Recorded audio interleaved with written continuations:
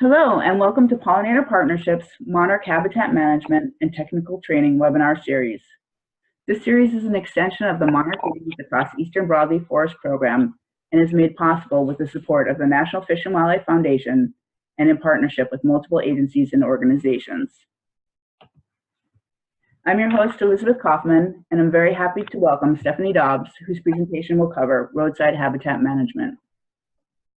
Stephanie is the Roadside Maintenance Manager for the Illinois Department of Transportation and is responsible for the oversight of 330,000 acres of right-of-way vegetation management statewide.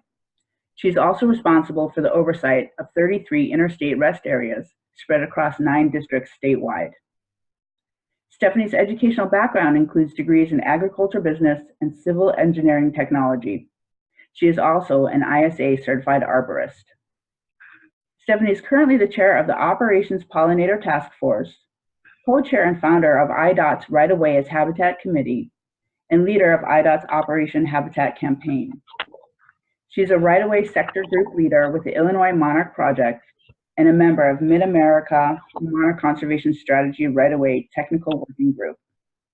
Stephanie is also the recipient of the 2018 North American Pollinator Protection Campaign's Roadside Management Award. Thank you so much for joining us today, Stephanie.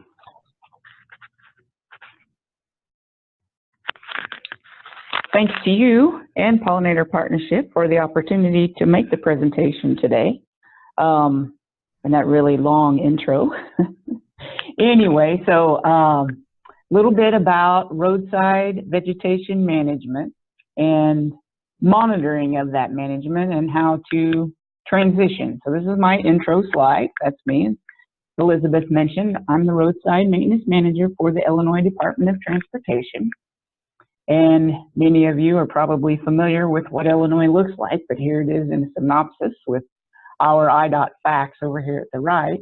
One of our biggest challenges with vegetation management and habitat reconstruction in the state is the diversity that we have within the state. As you can see here, we're 390 miles tall, 210 miles wide. The 210 miles wide is not such a problem, but when you try to manage across that 390 miles north to south, we cross several zones and several different types of geography as we go up and down. We have about 325,000 acres of green space. One of the unique things about the Illinois Department of Transportation, we do almost all of our maintenance work in-house. So we have maintenance yards in each of these counties that you see up here. Some have multiple. And all of our snow plowing and all of our mowing and maintenance, with the exception of District 1, which is the Chicago urban area, is done in-house. So this clicks over to the conservation priorities map, the heat map, many of you have probably already seen, and right there is Illinois. So on your left is the monarch, of course, and on the right is the rusty-patched bumblebee, which is also a concern for us and is already listed as an endangered species. And we have occurrences, this is probably an older clip, so we have occurrences down about halfway through the state north and south. So this is really what got us to begin to look at changing our vegetation management with these two species. So how do we get from here? And this, I think we did most of these ourselves. How do we get from here with vegetation management to this slide? This is what we'd like it to look like. I wish it did look like this. It doesn't yet, but we're getting there. So what do we do? And my biologist friends upstairs in our design environment hate it when I talk about this rusty patch incident. And what I like to say about this situation, for any big project to be successful, it never hurts when you have a couple of strategically placed miracles. And for us in the vegetation management world in the state, this situation with the rusty patched bumblebee in the Chicago area was just one of those miracles. So this happened, the rusty patched bumblebee became listed, and this project started, and it was a several $1 million project, and it got started, and the project started at 7 a.m. and by 2 in the afternoon they were demobilizing because there'd been a stop work and a stop work order issued by the judge, and the project was shut down. So we demobilized that project, and it was closed. It was shut down for 10 days. And anytime that you talk about demobilizing a project to anyone in the transportation industry, obviously they know right away that's a lot of dollars. So everything that we've been starting to talk about leading into with the monarch butterfly and pollinators became very, very real that day. That project was shut down for 10 days. And then we started it back up again, and there's still ongoing issues with it. And I won't get into it a lot because there is some still ongoing litigation. But it made believers out of everyone in our management at the Department of Transportation that this situation was real, and the forecast that the monarch butterfly may be listed became very, very real, and the impact what that would mean for us within the department and how we manage vegetation and how we get construction projects out the door with those environmental reviews that might be necessary. So our allocation for milkweed stems in Illinois is 170 million. 170 million new stems. That's a lot of stems to get on the ground. What changes were we going to have to make in the department? We started this concept and this thinking around early 2016, so January of 2016, coming into 2017. What kind of changes are we going to have to make in the department?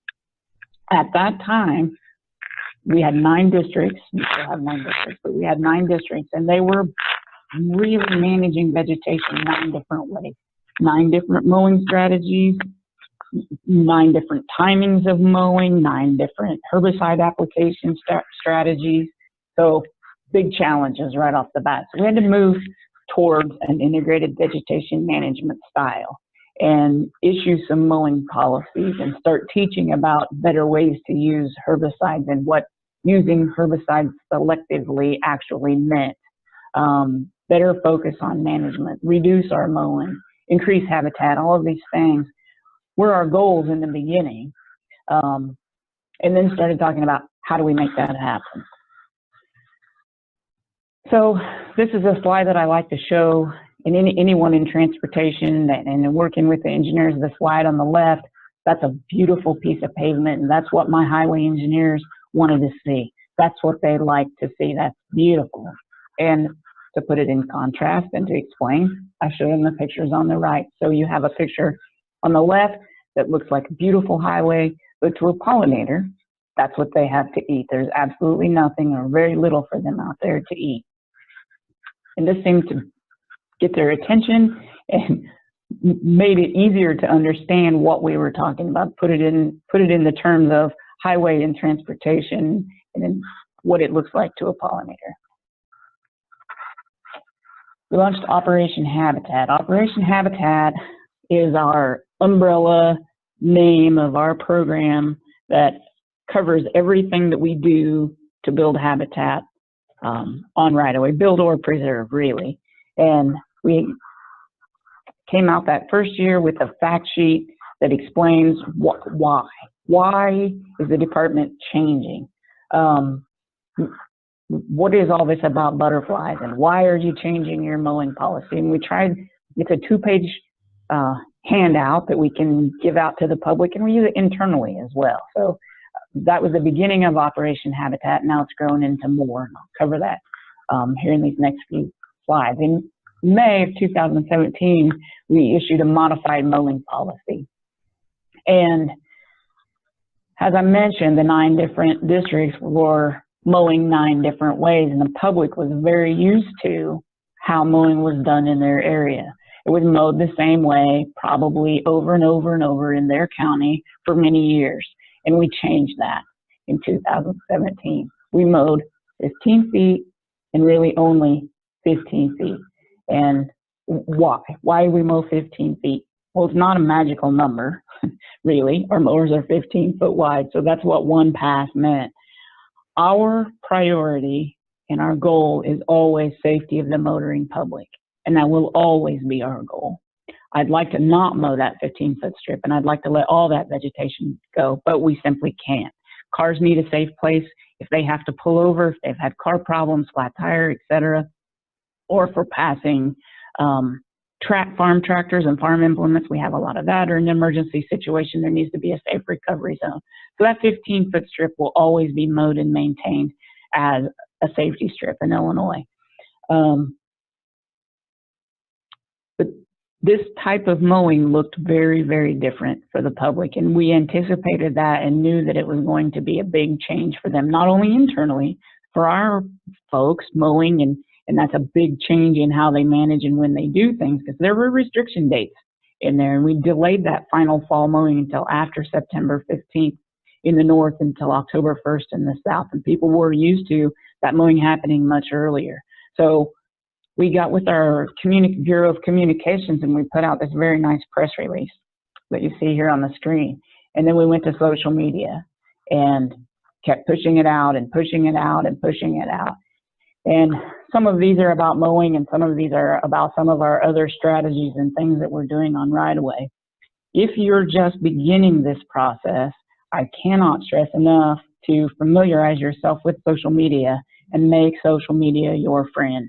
It really does help. It gets the information out there, and don't choose just one type.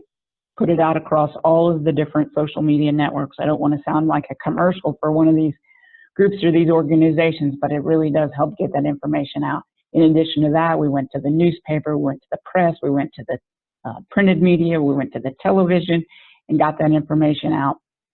And then eventually it got picked up by the Associated Press, and it got much larger after that. That helped us in the beginning get the word out, and that press release was based on, we are doing this for pollinators. That was the gist of the press release.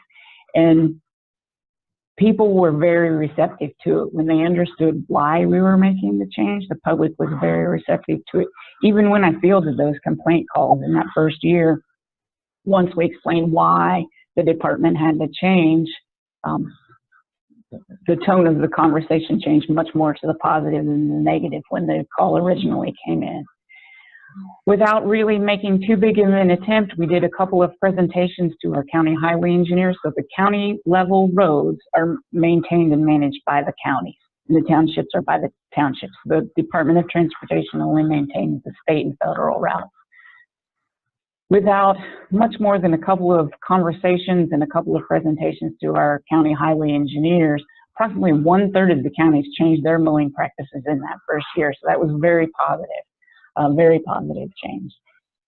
Then throughout the summer, and this is a state-maintained highway, throughout the summer, and with our work through the Illinois Monarch projects, our statewide organization that's working on our monarch conservation strategy, working with Farm Bureau and our other ag partners, and constantly trying to get the word out that this is what we're doing and why. This is the Illinois Department of Transportation is reducing mowing to promote pollinator habitat on right-of-way.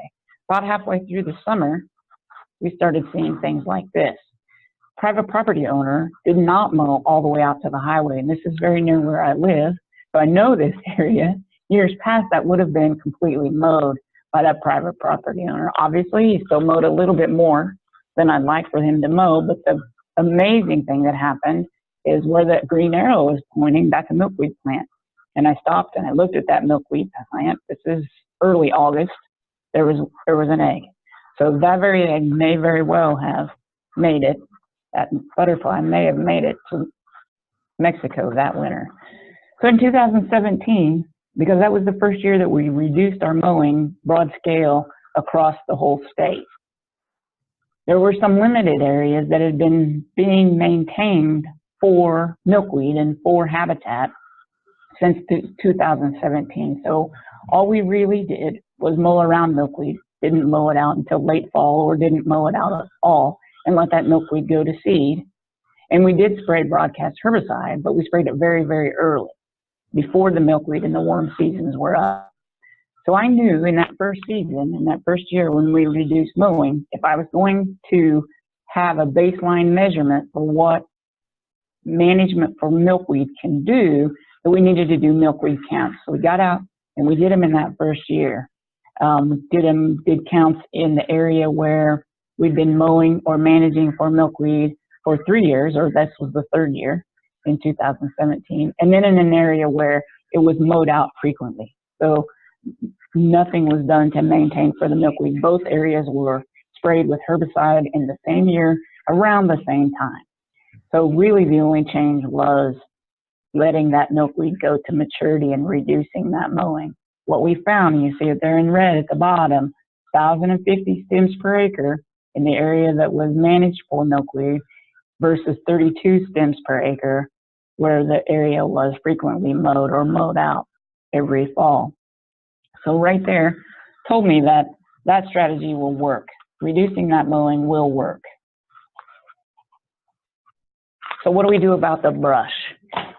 If you don't mow, and many of our counties mowed to control, and you notice I put the word control in quotes because we know, and if you're in vegetation management, you know that mowing doesn't really control the woody brush. All it does is knock it back.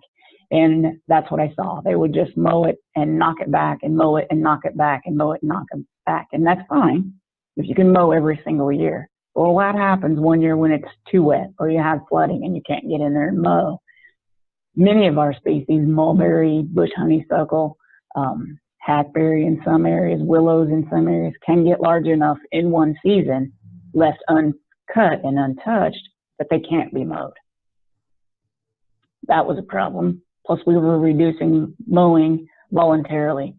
So we knew that brush was going to come. Over the years, the vegetation had been allowed to persist in the access control fences.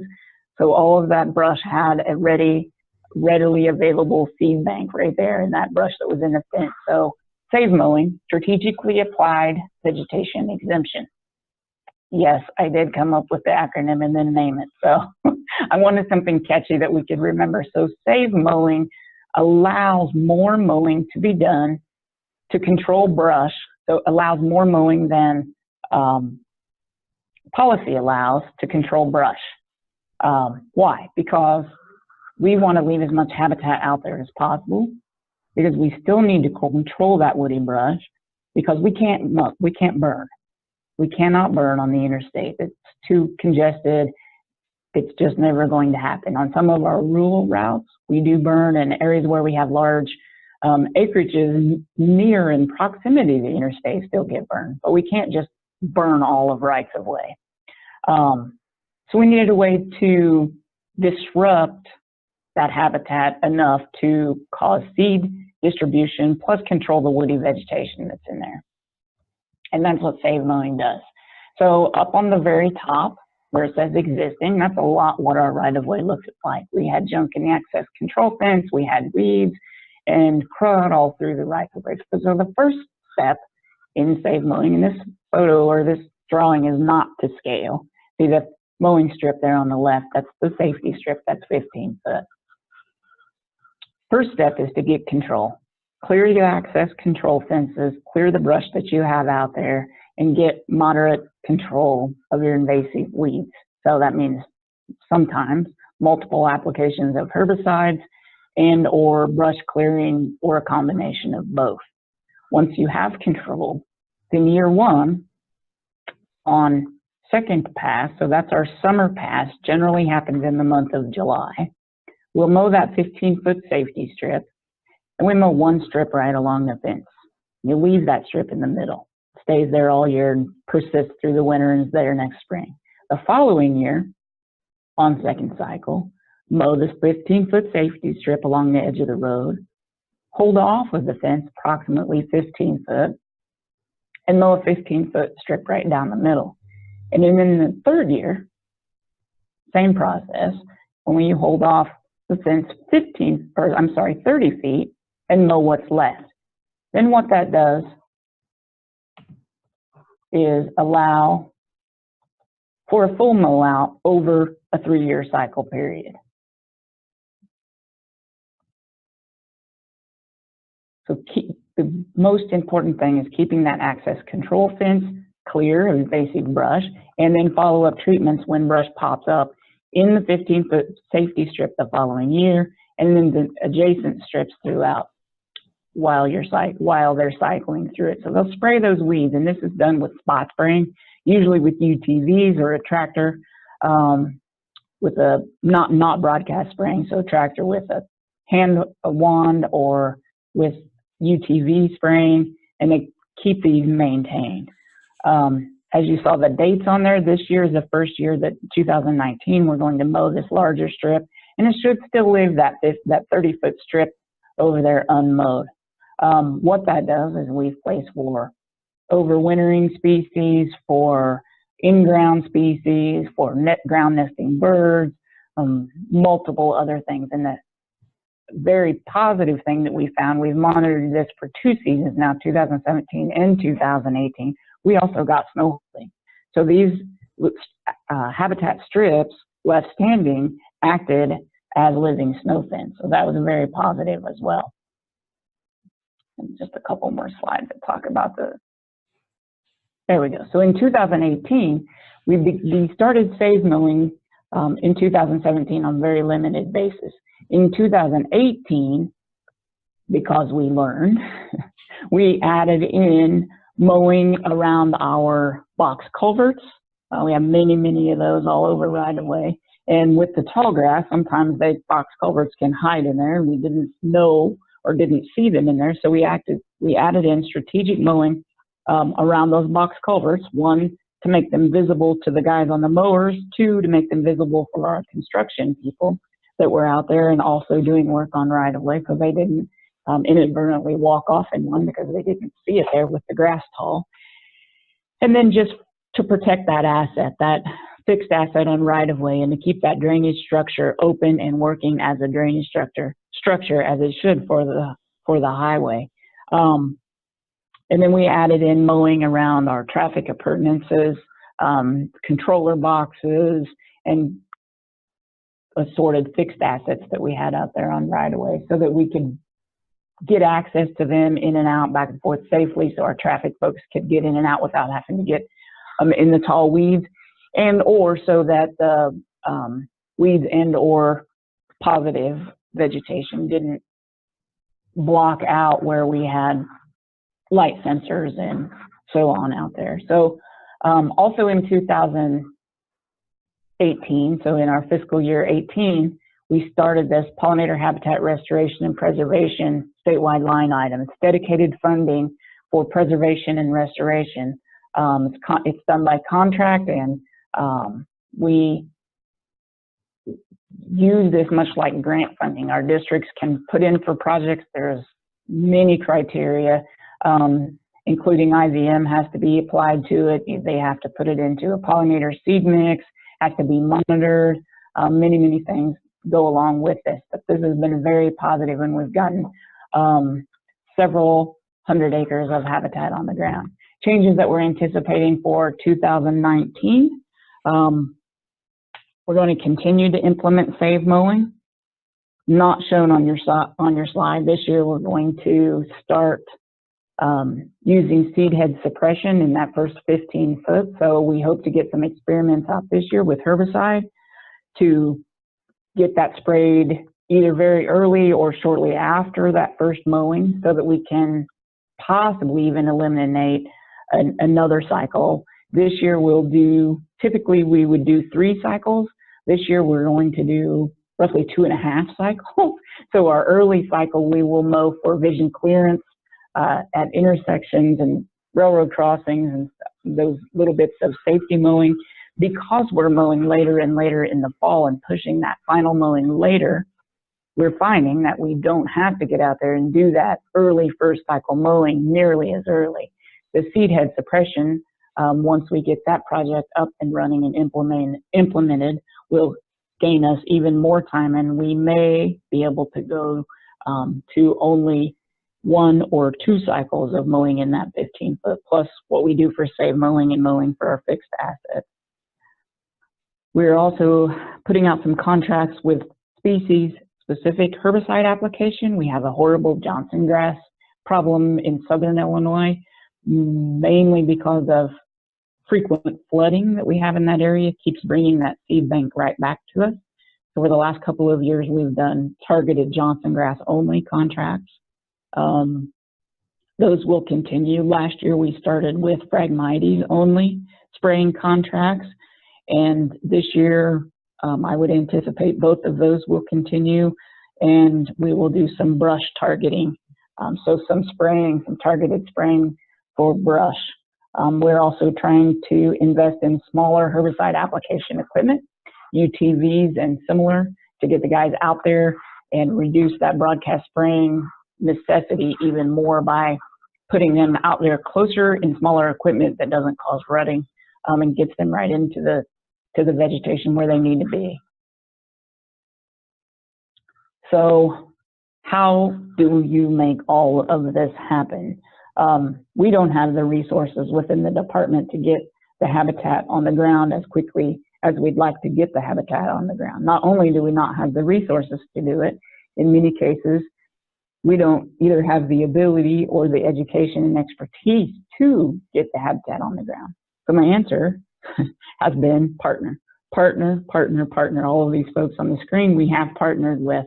And yes, even Canadian National Railroad came through and helped us on a big partner project, and we've talked to them about several other partner projects. So partner, partner, partner, partner. You cannot cover 325,000 acres and do this all by yourself without these very valuable partners. What works and what doesn't work? So what works? Be flexible. No one program is going to fit every single situation. There are reasons that you have to mow more, be it for surveys or for a slope failure or whatever comes up out there on right of way. Mow that area. That's perfectly fine. It's necessary. It has to be done. Be flexible. You have to learn and implement and learn all at the same time is very difficult, but that's where we are. So be flexible, be patient. Changing strategies and adapting to new policies takes time. Nothing happens overnight, and when you're changing vegetation strategies across the state, that's 390 miles tall. You have all of the various players involved that all have to be taught. It absolutely takes time. Partner, I mentioned that, and monitor.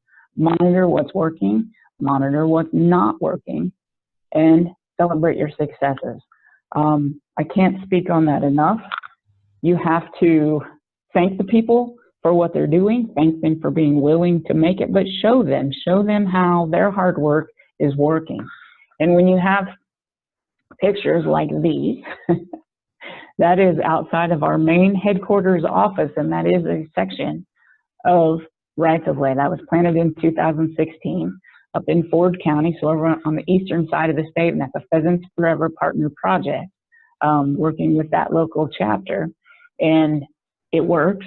And when you can see and you can show things like this, then the areas that aren't quite here yet, those people hold out some hope. But this is the big picture. So this is outside of our main Bureau of Operations at our headquarters building. And we do many, many things within the Department of Transportation, and particularly in the Bureau of Operations. We have flood response, and we have snow response, and we have tornado response. We do some amazing things with our people. This is what my department chose to put outside our headquarters main entrance door to our operations, and I'm very, very proud that I wasn't involved in this choosing to put this mural up on the wall. That's what they chose. So the department is very, very dedicated to putting this habitat out there on the ground. These are our planters out in front of our office, and they're there for security and safety measures. And they were just sitting there empty. They're flower planters, but there wasn't even anything in them. So the first year in 2017, we launched a volunteer employee project with a pollinator-based theme. So an education process and a presentation went into that, and a teaching moment went into that to show people what these pollinator species mean and what these plants look like. And we launched this volunteer contest to adopt this planter. There's 39 of them. They were all adopted. They all looked beautiful. We did it again last year. We'll do it again this year. Now it's registered as a monarch way station. We have this beautiful attribute out in front of our main headquarters building that the employees take care of and take pride in. They're out there messing with those on breaks and after work all the time. We went to the Illinois State Fair. We set up at the Illinois State Fair in 2017. In 2018, we partnered with the Illinois Department of Natural Resources and put seed packets together. You saw the little example in one of my earlier slides. We gave out about 8,000 seed packets to the public. We were there for the duration of the fair and maintained this booth. Gave out those seed packets. You can see them there on the table, and talked about our habitat efforts and why we're changing and what we're trying to do. And the public's very, very interested to learn. We were there, like I said, in 2017. We were there last year and this year. And we set this booth up at multiple things, including Pheasant Fest and many, I drew a blank there, sorry, many different organizations have invited us in to give out our seed packets and talk about what we're doing. Farm Progress Show, so on and so forth. Partner, partner, partner, partner. This is our Habitat Highway sign. You see these popping up all over Illinois. Again, this is a Pheasants Forever, Quail Forever project along a state route. That concludes my presentation. Hope it was educational and informative. Main things, be patient, observe, maintain, adapt, and adjust. Thank you very much. Thanks to Elizabeth. There's my contact information. Have a fantastic day and happy habitat building. Thank you so much, Stephanie, and thank you all for your interest. For additional information and to access downloadable materials regarding monarch habitat creation and management, including eco-regional planting guides, habitat manuals, and additional webinars, please visit us at pollinator.org, where you can find these materials and more housed under the Resources tab. Thank you all again.